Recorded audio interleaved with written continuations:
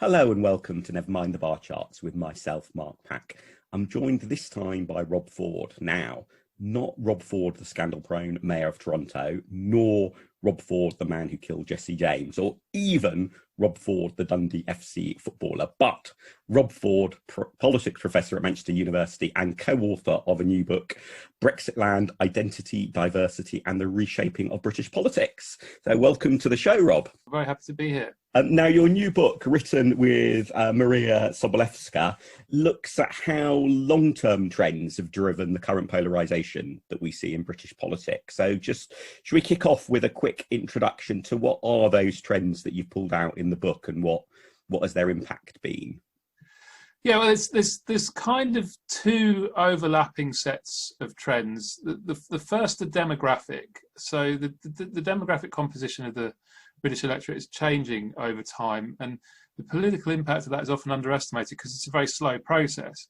But the two trends in particular, which we think are of mounting importance, are educational transformation, which is very good news for me as a university professor. The share of people going to university is rising ever upwards. But the cumulative effect of that is quite dramatic in terms of the sort of cohort of 20-somethings right now. Roughly nearly half of them will be at university. Amongst their grandparents, it would have been closer to 5%. So it's a sort of tenfold rise. And the second trend is ethnic diversity. So that's probably more well known, but again, 2 generations ago, Britain was a pretty relatively mono-ethnic society, particularly outside of the biggest cities. Now we are a very diverse society and becoming rapidly more so. And the reason we think those two trends matter is that now much abused phrase, identity politics, because education in the majority population is very strongly associated with views about what could be crudely summarized as us versus them politics, attachment to particular in-groups, feelings of threat from particular kinds of out-groups. And ethnic minority voters themselves come into that equation in a slightly different way, in that they often have the same kind of in-group, out-group psychology, but they have a very strong collective group interest in not being on the receiving end of majority group hostility. I mean, we're talking right now at the beginning of October. The presidential debates, the first presidential debate happened a few days ago. The word debate is generous to the shouting match that was. Yeah. It was more like a Christmas argument between elderly relatives than a debate. But it featured the incumbent president refusing to denounce white supremacist groups. Now, that will have a particular resonance if you are a voter who is sort of white and ethnocentric, views ethnic minorities as threatening. But it will have a very different but equally powerful resonance if you are yourself from an ethnic minority group, because then you have an incumbent president saying, people from my ethnic group who really dislike you, I'm not going to denounce them, I side with them. So ethnic minority voters come into this identity politics alignment in a slightly different way, because it's not so much that they see anti-racism as a kind of disinterested social value as white graduates will. It's more that they have a direct interest in ensuring society becomes less prejudiced. I guess the puzzling thing perhaps about those two trends you pulled out is that if you were to sort of really simplify it down, I think a lot of people, perhaps particularly small L liberal people, maybe only small L liberal people, but a lot of people would say that if there's going to be a future in which more and more people are better educated and there's greater ethnic diversity in the population, that's going to result in a society and a politics that increasingly tilts liberal. It doesn't feel like that's what those long-term trends have bequeathed us in the last few years. So is it in part a backlash almost to those trends that has generated what we've seen in the last few years? Yes, in part. I mean, I think that there are two answers to why that hasn't quite happened. Well, 3 actually. Firstly, in many areas of life, it has happened, and happened in a way that, when you zoom out and talk about time, social time in terms of decades rather than individual years, is quite dramatic. For example, in terms of attitudes to, say, something like gay marriage, the transition is dramatic. Within my lifetime as a 40-year-old, we've gone from a situation where the bulk of the population would regard that as not just undesirable, but they'd be actively opposed to it, to a situation where it's regarded as unremarkable. Yeah, I mean that's a good point, isn't it? Which I think is easy to forget, that when I think I'm a little bit older than you, but not that much older than you. But when either of us were kids, a politician being revealed to be in a same-sex partnership would have been a matter of scandal. Yes. Now marriage is legal, and in a way, although it is horribly traumatic for those involved on the front line of the current struggle over trans rights, the fact that that is the flashpoint shows how much progress there has been over the last few decades. Yes, because what's often missed when we talk about culture wars is a lot of culture scuffles, a lot of individual battles in that broader culture war, quote unquote, have been won by the liberal side over the decades. Another example, which we mention in the book, is if you go back and watch some of the popular sitcoms from the 1970s and the kind of racial stereotypes and tropes that were regarded as entirely uncontroversial by producers at ITV or even the BBC. And there's one season of Blackadder particularly, which just makes me cringe. And I guess I may be cringing more than is fair, given who was involved in that season. But nonetheless, you think that would be certainly very controversial, shall we say, if a new TV series like that was aired. Now, to just digress slightly, this does raise my favourite point of bafflement over culture wars, which is that the political conventional wisdom in Britain and in the US, and I think in other countries as well, is that the right wants to fight culture wars, and that fighting culture wars is politically beneficial for them. And so all the talk at the moment about, for example, how Keir Starmer is deliberately trying to avoid getting into culture wars. And yet, as you say, the long-term picture seems to be that although the right likes fighting culture wars, it's not the right that ends up winning culture wars.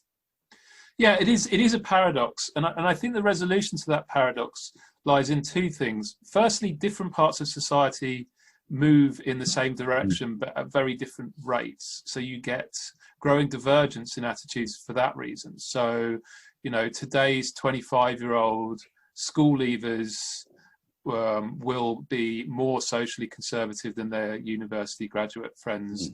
But the gap will potentially be bigger than the gap was between graduates and school leavers who are sort of 65. So graduates have liberalised very fast. School leavers have liberalised somewhat slower, but have liberalised. So relatively, they look interesting. So they look further apart because they're moving at different rates.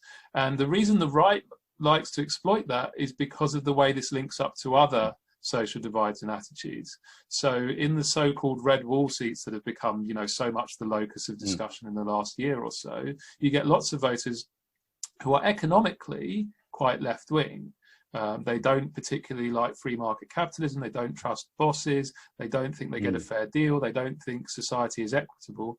But they're also very socially conservative, and relatively speaking, in particular, look relatively socially conservative compared to, middle-class university graduates in big cities who infamously are people overrepresented in our political class. So the right then basically moves the locus of political argument to those cultural issues, because on those cultural issues, these voters like them, whereas on economic issues, they're not so keen. They're more inclined to align with the left.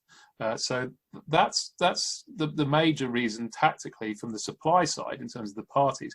The reason that it works is because not always, but very often, these kinds of identity issues, this has been particularly true with immigration in Britain in the last 20 years, tend to be really salient for what we in the book call identity conservative voters.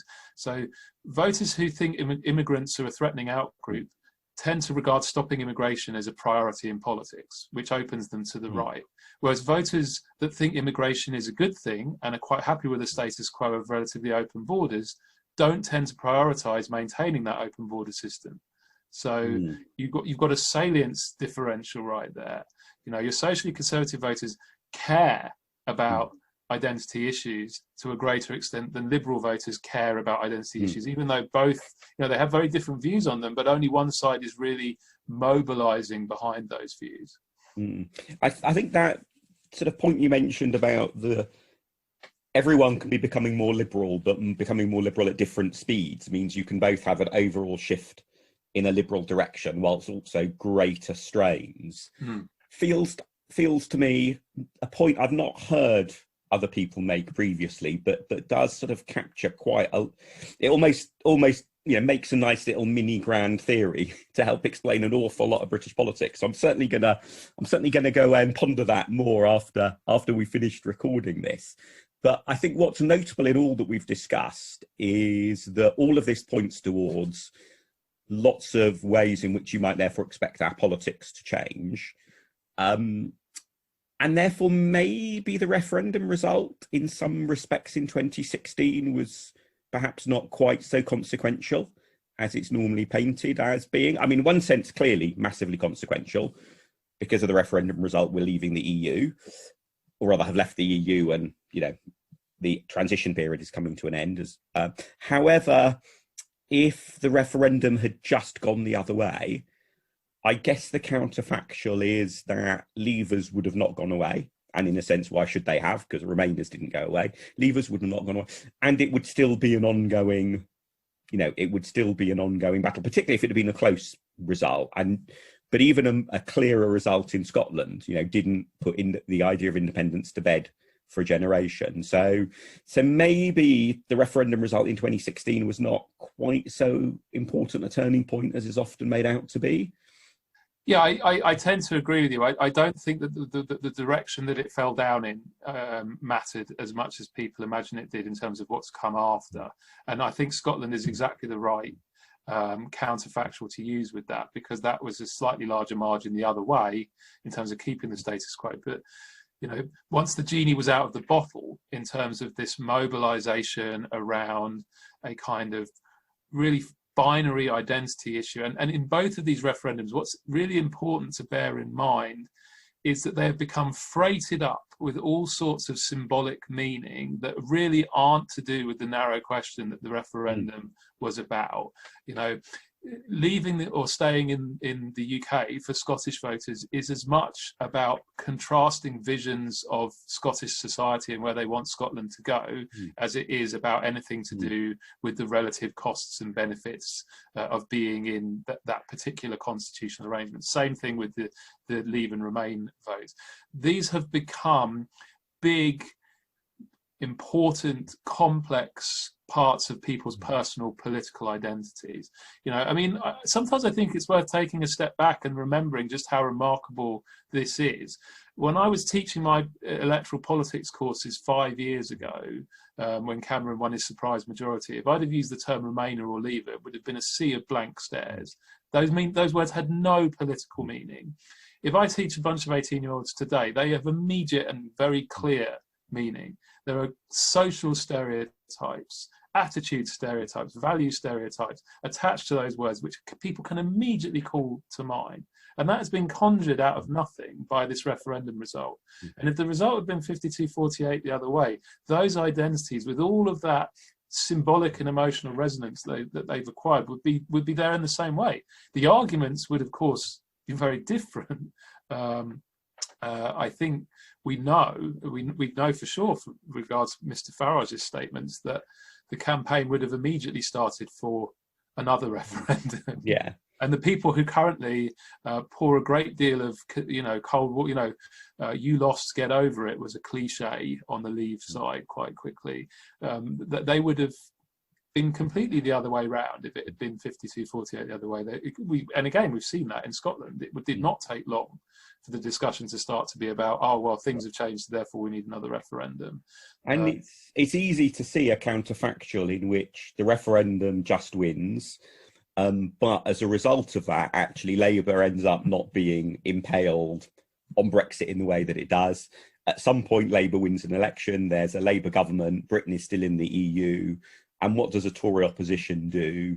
in order to try to win back power? Well, it looks at all those people who support leaving the EU, who voted leave in that referendum, who are in Labour seats, that the Tories think, oh, this is the way we could kick Labour out. And you can easily see then a Conservative Party in this counterfactual winning an election at some point on a mandate to leave the EU, and the red wall crumbles in slightly different circumstances, but nonetheless crumbles. Now, of course, one of the things about history is because we only get to go through it once, we never quite know whether something was inevitable or not. But crunch question: if you had to sort of take the courage of your hypotheticals, do you think Brexit was inevitable then? Would it have happened one way or another?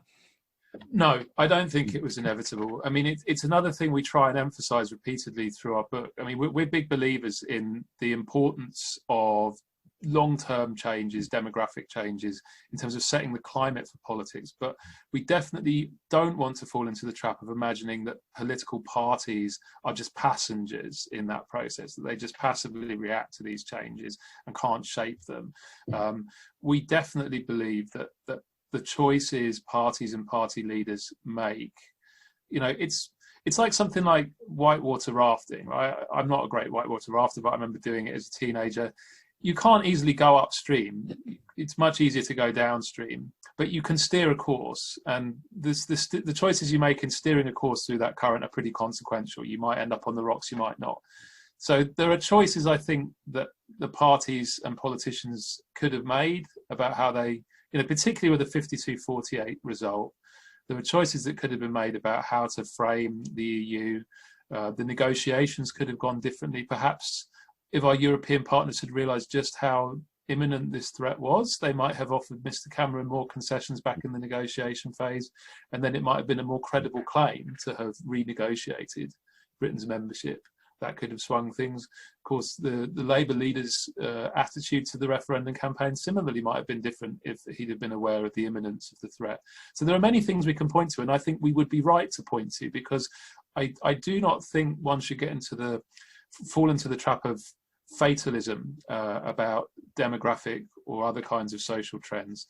Politicians have the power to shape how voters see the kind of conflicts that emerge out of these trends, and the job that they do on that is really important and really consequential, and it's something that I would definitely want to emphasize. It matters. And again, Scotland provides an example of that.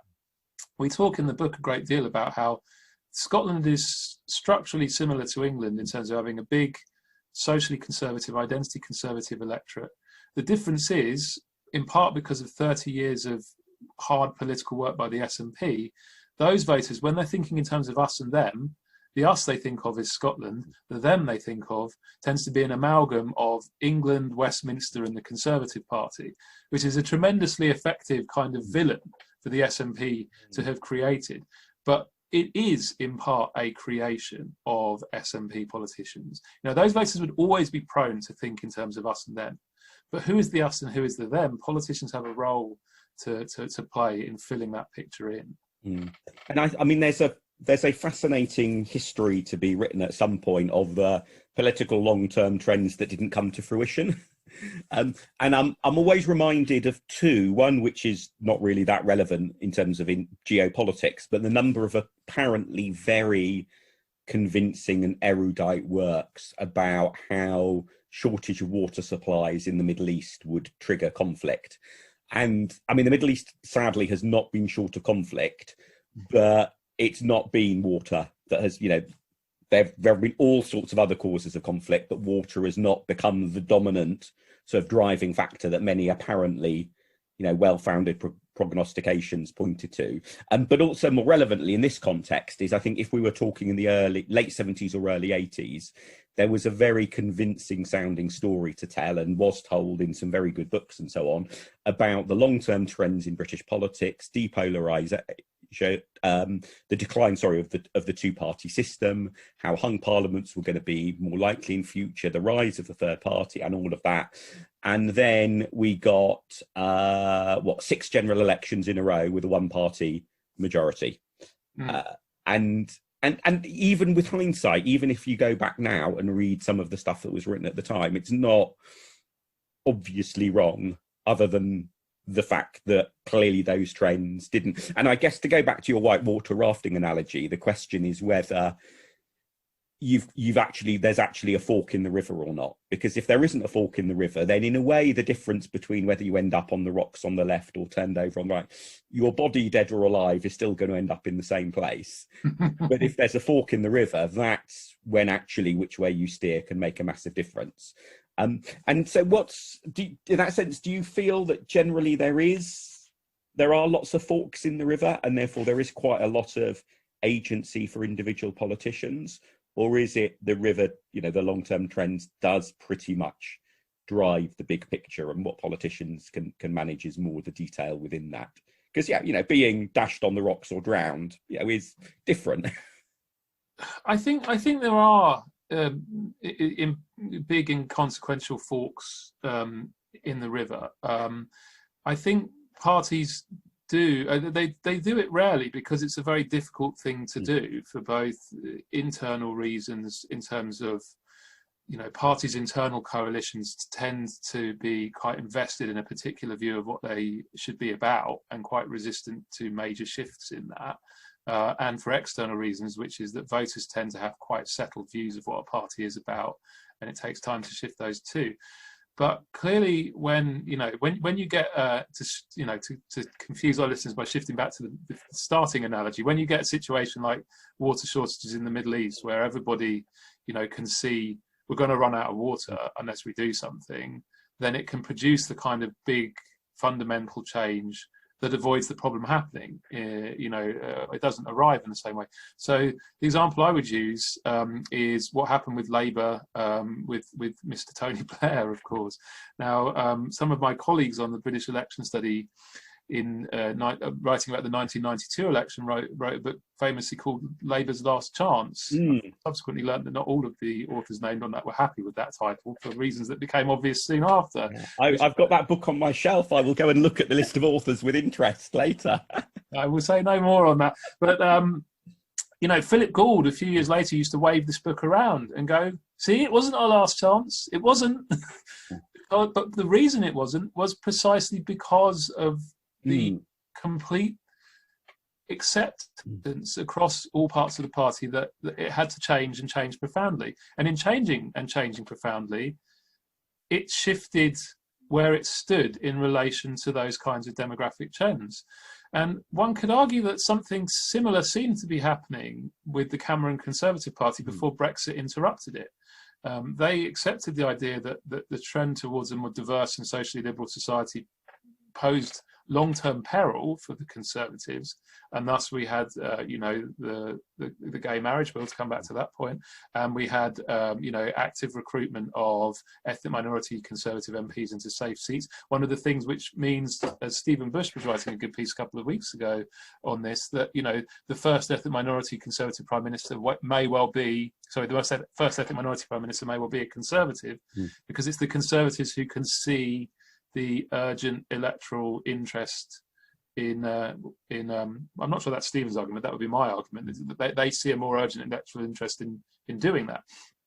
So forks in the river do arrive, and I think in many ways the most consequential thing from the perspective of the parties is whether they recognise soon enough that what's coming is a fork, and that they need to make a choice, and that choice can involve costly and difficult change that many of their members or MPs may well resist.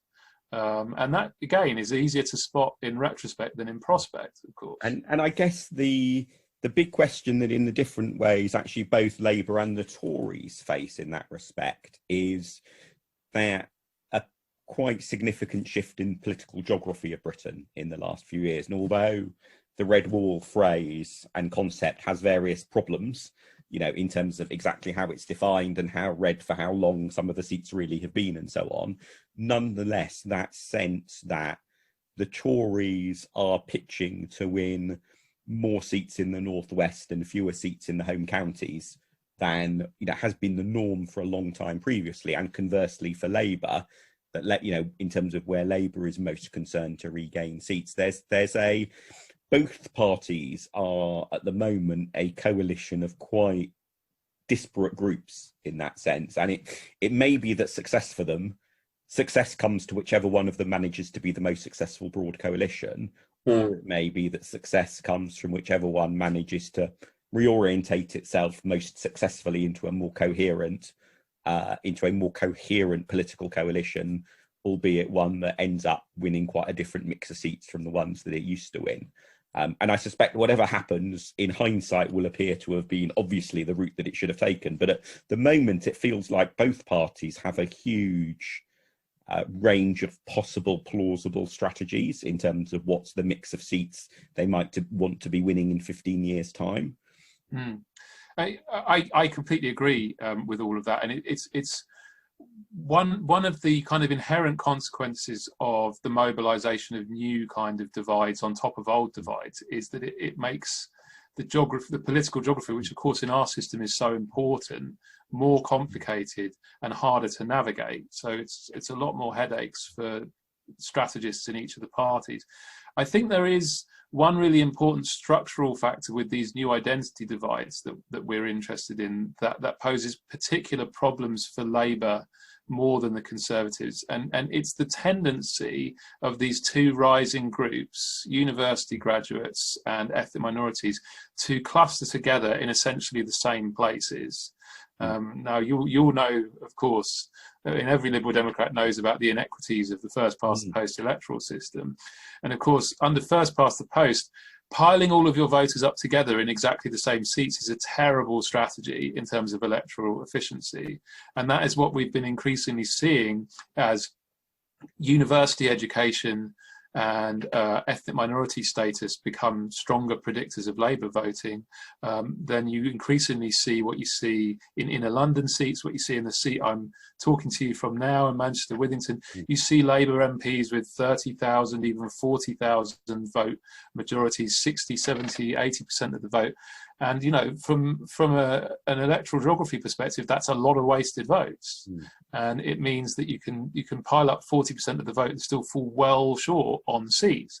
Whereas the Conservatives, by growing increasingly reliant on older, less educated voters, gain from the greater, more even geographical spread of those voters. And many of those red wall towns are basically very white and very old.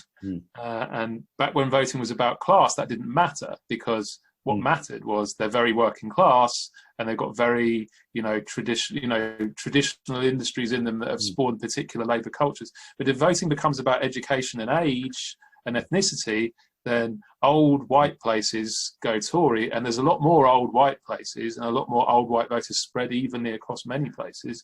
Whereas, the cities, could go 70, 80% Labour, but it won't deliver a Labour government. And the fallout from that, incidentally, for the Liberal Democrats is also interesting, because, as I'm sure you would know, the Lib Dems had a number of very strong performances in 2019 in a kind of C-shaped region around the edge of London. And those are places with lots and lots of our sort of white identity liberals, younger university graduates. But there are also places where Labour is locally moribund. And so I do wonder if the next Labour government is most likely to end up heading up a loose cluster of broadly progressive parties, SNP, Lib Dems as well, because the Lib Dems are basically better placed to win many of those seats where there are lots of graduates for historical reasons, whereas the Labour vote is too concentrated now in many of the big cities to deliver a majority on its own. So you could end up with a kind of structural alliance of two parties that's driven by geography as much as anything. And I think that question about the sort of university towns, as it were, or although quite often now this is constituencies that are in cities as well, where you have a young, liberal, ethnically diverse electorate.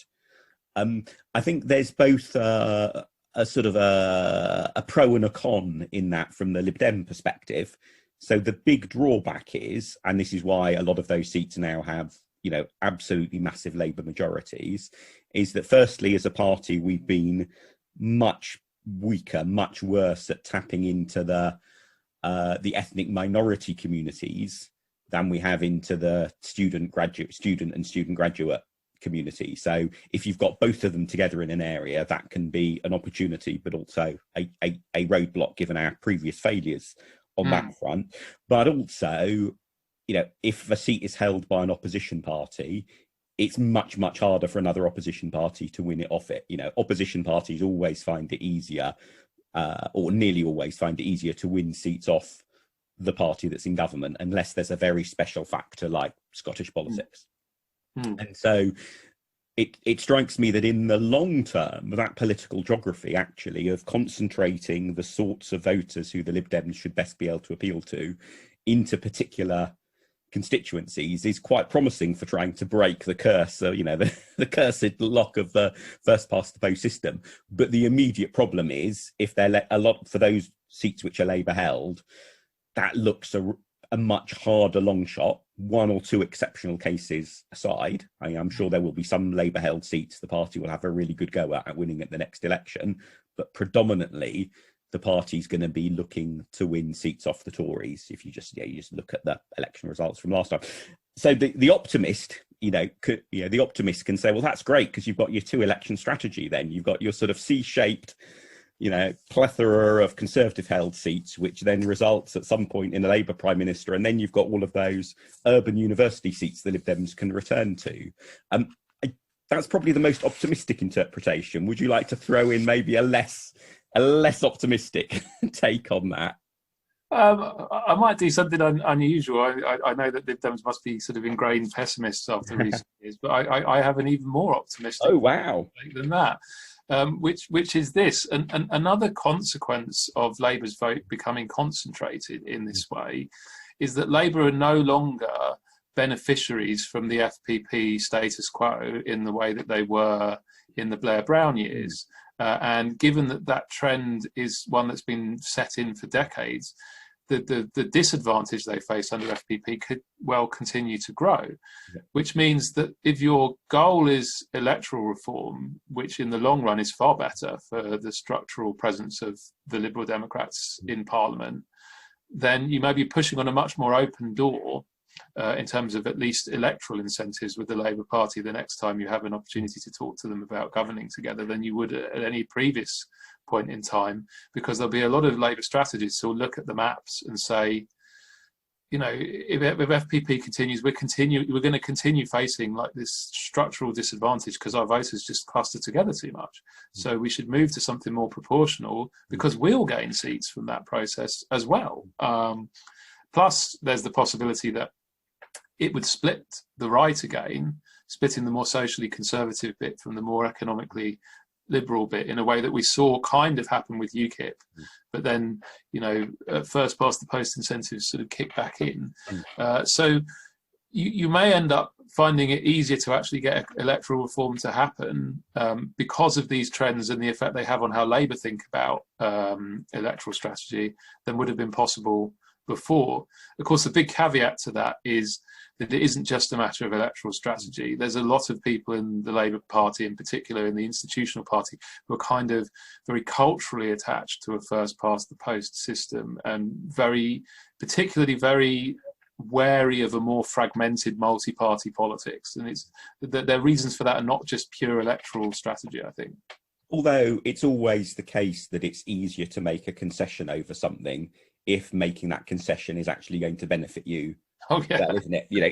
Even if, as you say, there may be a principled objection, nonetheless, when it comes to if there is any sort of hung parliament and negotiations over things like electoral reform, it's an awful lot easier if what you're asking someone to give up is in some way going to help them as well. So this seems an improbably optimistic set of, but I guess to sort of throw a bucket of cold water over sort of the Lib Dem situation.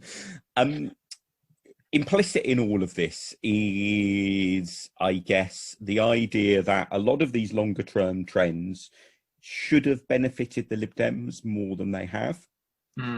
So had the Lib Dems been doing better in a lot of those, heavily university seats, then they would have been in a position to be ramping up large Lib Dem majorities in those seats rather than struggling to hold deposit while humongous Labour majorities are being run. So what's your take on why those longer term trends and that shifting political geography, which in theory should really help a third party struggling with first past the post, why are we not celebrating the fact there are more than 100 Lib Dem MPs in Parliament and all of that? Well, at least I am not celebrating. Obviously, I appreciate you're politically impartial. I'm not celebrating that world. I think it's a mixture of long-term. It's two different things with the two different groups that we bracket together as identity liberals. So with ethnic minority voters, I think the problem is that those voters have been historically very strongly aligned with the Labour Party.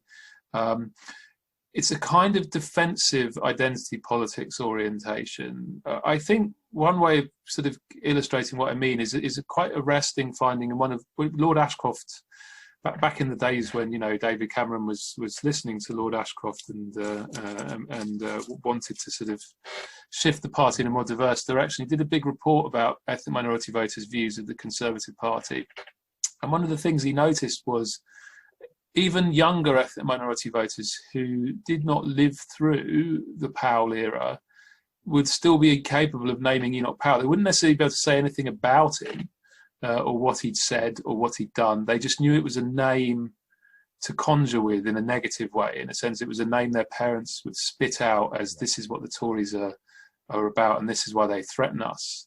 And the product of the Powell era was an extraordinarily strong alignment of ethnic minority voters with the Labour Party on the basis of they are the party that defend us from the people who threaten us. And that has endured ever since. And indeed, the emergence of things like UKIP, the emergence of all the nationalistic politics around Brexit, I think there's undertones and resonances for that in terms of the Conservative Party for ethnic minority voters that serves to continually refresh and renew that alignment. So, put very brutally, bluntly, they're not willing to risk a vote for the Lib Dems because they want to make sure that they vote for the party best placed to stop the Conservatives, because that matters for them in terms of they think that's the best mechanism to ensure society becomes less prejudiced. The other thing, of course, is that a lot of ethnic minority voters are just not actually that socially liberal. So the inherent appeal of social liberalism for older ethnic minority voters in particular is quite limited. With white graduates and younger white voters, I think the story is more the contingency of recent times. So the coalition, I mean, much is often made about tuition fees. I mean, it wasn't inconsequential. I certainly wouldn't argue that, but I think it's taking a small piece of the tree for the whole tree. It was actually the broader issue of being seen as a party that was close to the Conservatives that caused the problem. And that's why the party's support dipped so sharply immediately on going into coalition, before the Brown report on tuition fees reported, before welfare reforms were introduced, before all those sorts of things that Labour supporters in particular like to very angrily mention on the doorstep in 2015 happened. There's a huge amount of support had already been lost. And as you say, I think it was a more general mismatch between people's expectations ahead of the election and then seeing Nick Clegg and David Cameron happy and smiley in the Rose Garden. Yes, exactly. And one of the things we talk about in the book is we use the analogy of, if you fill up a bath with hot water, or if a bath is half full with cold water, you pull the plug and then turn the hot tap on, the level of water will stay the same, but the composition of the water will change. And Labour's support remained relatively static between 2010 to 15, but that hid a lot of churn. A lot of identity Conservative voters were going out the door to the Conservatives and UKIP, but they were being replaced by identity Liberal voters recruited primarily from the Liberal Democrats and also from the Greens. So there was actually a very rapid change in terms of the educational composition of the white Labour voting electorate in that period. It was during that 2010 to 15 period in opposition that graduates actually became the biggest group in the Labour coalition. Every election before that, working class, school leaver type voters were the numerically dominant group in the Labour coalition. By 2015, that was no longer true. And then, of course, that trend gets cemented by the election of a Labour leader who is basically, if you're a sort of identity Liberal voter, whatever you think of his other politics in other areas, there's no doubt that Jeremy Corbyn is a believer in open borders, in a society that seeks to eliminate discrimination. He's against nationalism and all the intolerance that comes with it. So for these kinds of voters, the Corbyn era Labour Party had a lot of natural appeal, and therefore it was hard, I think, in that environment for the Liberal Democrats to renew their appeal to that section of the electorate, because on those issues in particular, the Labour offer was very strong. Yeah, yes. I mean, I think Corbyn's attitudes were probably more complex than that, in the sense that, for example, I'm a constituent of his, and I was really struck when I wrote to him about human rights abuses in Syria that had Russian involvement. And I thought, well, look, if there's anything I can do as, one humble individual, actually, of all the people who the Russian government or the Russian ambassador might pay a little bit of attention to, it's probably Jeremy Corbyn. So I'm in quite a privileged position as a constituent of his. So I'll write to my MP and ask my MP to raise these issues with the Russian ambassador. And 3 times I asked, and 3 times Corbyn just didn't want to know. And I think, on human rights abuses carried out by opponents of the US, Corbyn had a huge blind spot, and likewise, on anti-Semitism. But that said, I think the broad point about Corbyn's appeal, and especially in 2017, I think much less so in 2019. But yeah, absolutely, I'd agree with.